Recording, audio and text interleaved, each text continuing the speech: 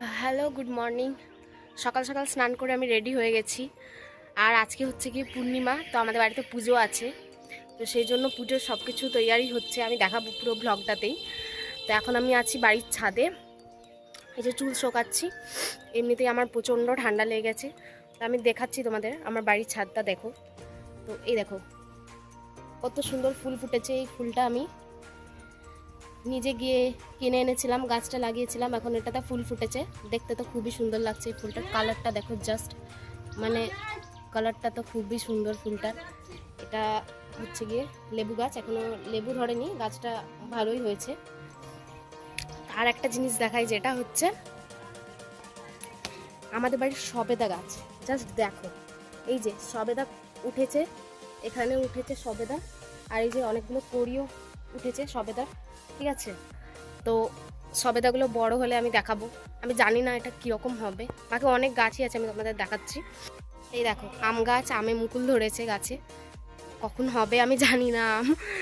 এখানে হচ্ছে জবা গাছটাই ভালোই ফুল ফোটে, কিন্তু আজকে ফুল একটাই ফুটেছে, বেশি ফুল ফোটেনি। আর এদিকে আরও কিছু গাছ আছে। সমস্ত আজকে পুজোর তৈয়ারি হচ্ছে এখানে, আজকে পূর্ণিমা, সেজন্য আজকে পুজো হবে এখন। আর আমার লেগে গেছে প্রচণ্ড ঠান্ডা। যাই হোক, এখানে আমি আরও ফল কাটতে বসেছি। ফল কাটতে আমাকে আমার মা বলেছে, তো এই যে সমস্ত ফল এখন কাটবো। আর জায়গাটা তো সব গুছানো বাকি আছে, সমস্ত গুছিয়ে নেব, ব্যাস তাহলেই হবে। এখানে যে ঠাকুরমশাই চলে এসেছেন আর পুজো স্টার্ট হয়ে গেছে।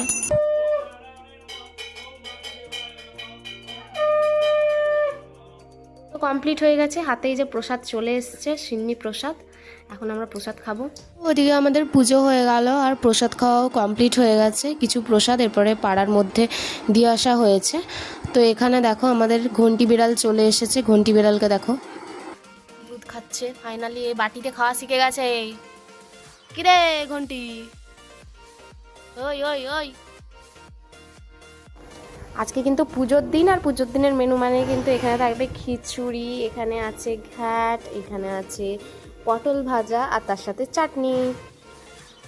এই ভোগের খিচুড়ি, এই ব্যাপারটা তো আমার খুবই ভালো লাগে। আর যাই হোক, আজকের খিচুড়ি আর ঘ্যাট আর এই পটল ভাজাটা কিন্তু আমি বানিয়েছিলাম, আর এই আমের চাটনিটা আমার মা বানিয়েছিল। তো ওভারঅল খিচুড়িটা আর ঘ্যাটটাই দুটো জিনিসই কিন্তু খুবই টেস্টি হয়েছিল। চাটনি আর পটল ভাজাও ভালো হয়েছিল।